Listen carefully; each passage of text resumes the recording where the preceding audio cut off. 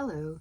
Today I thought it would be fun to show you how I take this Dollar Tree stand and I turn it into this, a magnetic die holder. So it can hold my little tiny dies when I'm cutting them and I don't have to worry about losing them. I recently saw on one of the international brands that they had this beautiful, big, huge, magnetic thing that you could put your dies on as you're cutting them. It was wonderful, but I don't have the space. So I thought, well, gosh, I bet I could make something smaller if I go to Dollar Tree.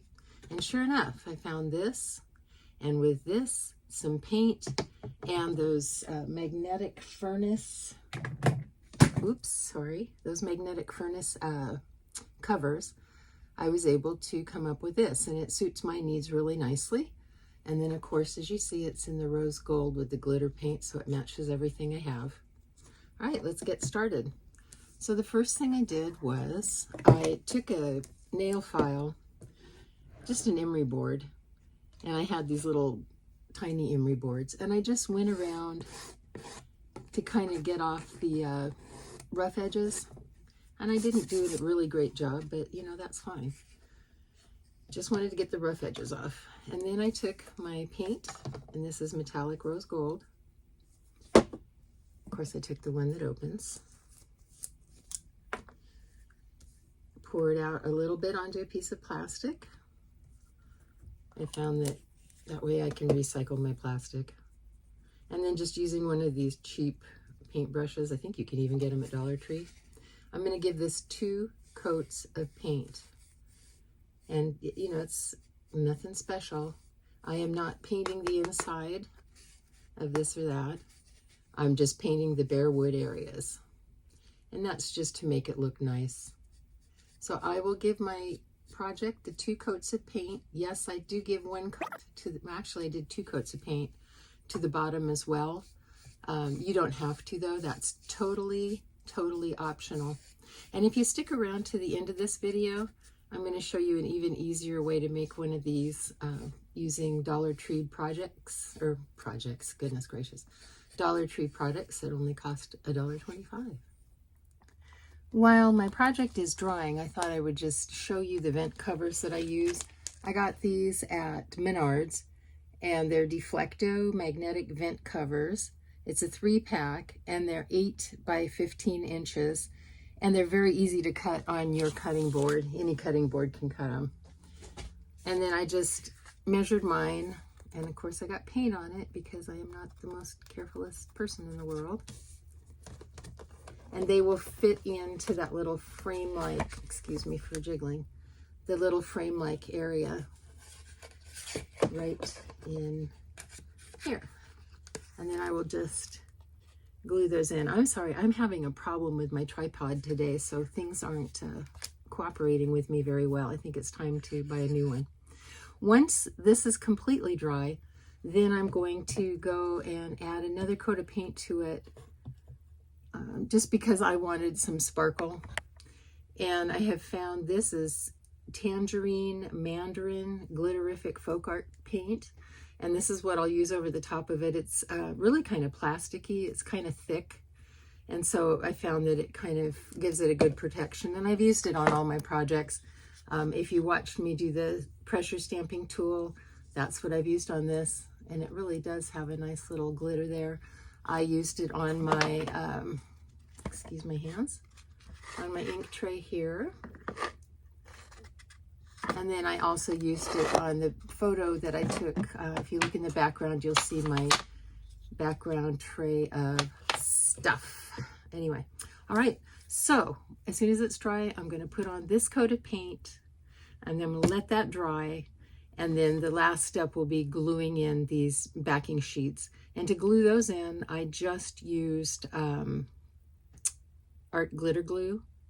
Oh, and the other thing to keep in mind at the Dollar Tree, these come in different sizes. I didn't notice that when I bought it. This one's actually just a tad larger than the other one that I made. This is probably 1/4 inch larger. But these are so nice to have, because if you have one of the little die cutters, like I do, that I just put on my desk and run my tiny dies through that, I can just slap them up on that magnetic board and I won't lose them. So that's wonderful. And then this bigger one, I think I'm going to station by my bigger die cutting machine, so that if there's little tiny pieces, some of the Tonic Studio dies I use have little tiny pieces, and I can just put it up there and I won't lose them, because nothing makes me madder than losing my dies. All right, we'll be back in a minute. Okay, so I have had my project drawing, and now I want to show you this glitterific paint. This stuff is thick, so watch it glop out. Ooh, if it glops out for me. And I don't know if this paint is supposed to be so thick, but every bottle I've gotten has been. Look at that. That is one thick paint. But it does leave that nice, oops, acrylic plasticky sheen on the project. All right, and there I am closing that. All right, so now I'm just going to take this. I am not going to do the bottom. I am only going to do the visible edges, which is everything but the bottom, because I do like that glitter effect. And it is, you kind of have to pat it on a little bit, and then you can rub over it with the brush, just because, like I said, it is really super, super thick. So see, just kind of patting, rubbing. I'll do the base and the sides first,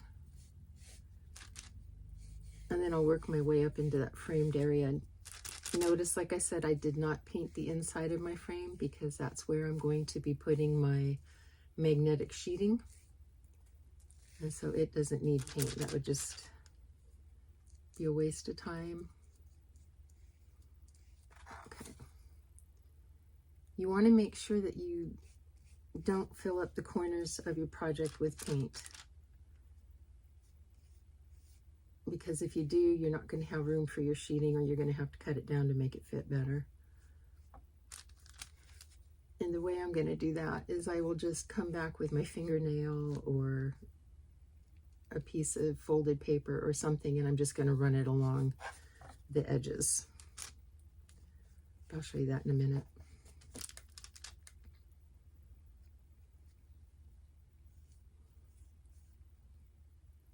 You can even go, I guess, along the inside with your brush, but that's not very, it made more of a mess.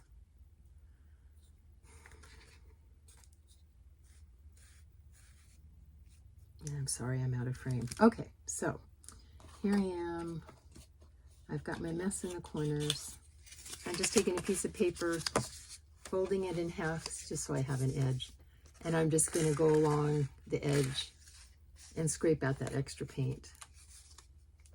That way I know that my magnetic sheet is going to fit in there on that side, and I'm just going to smooth out my paint. And you do have to smooth out your paint, because, like I said, that paint is just so thick. Okay, now I'm going to make sure that I've done my sides.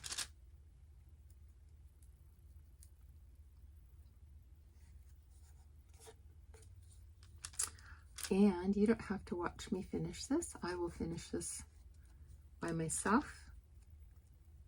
And then I will come back, and then we will glue the other thing in place, and then I'll show you a really super easy way to have a magnetic die holder thing even easier.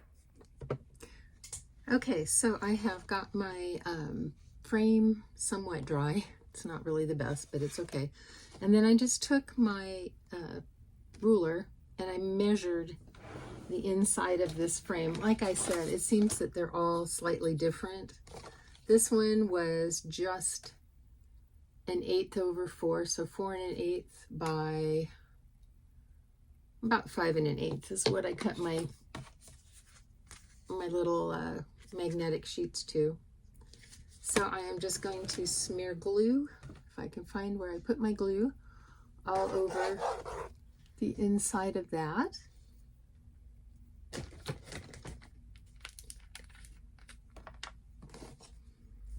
And like I said, I'm using art glitter glue, but it really doesn't matter what type of glue you're using. I'm just being a little bit careful of staying away from the edges. Okay. Then I'm going to take my sheet, and with any luck, it'll fit right in there, and it does. I'm just going to make sure it's centered, and I'm just going to rub it down. And I'm not going to touch this for about 24 hours, just to let that glue set up really nicely. I'm going to do the exact same thing to this side. This side's still a little wet from my paint. You know, you could use Mod Podge glitter if you wanted glitter on yours. You could use Mod Podge plain. You know, if you didn't want that glittery effect, you could use the Mod Podge outside, I suppose, even. Acrylic sealer, whatever is what you want to do. All right, I just popped that one in. This one's a little tighter fit, so I'm just gonna press it around the sides.